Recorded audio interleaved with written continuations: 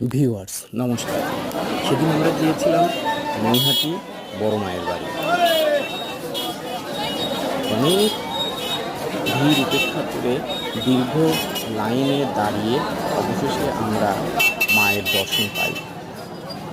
রাস্তার ধারের দুপাশে অসংখ্য দোকানপাট ছিল, ফুল, বেলপাতা, মালা, মায়ের ছবি সহ বিভিন্ন পসরা নিয়ে সাজিয়ে বসেছিল অসংখ্য বিক্রেতা।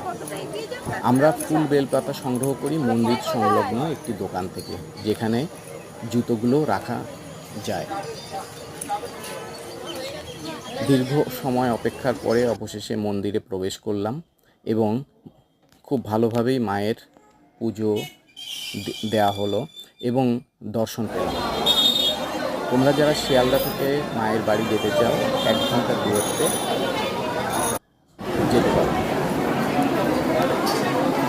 সবাইকে ধন্যবাদ দেখার জন্য আমাদের এই ছোট্ট ভিডিওটি।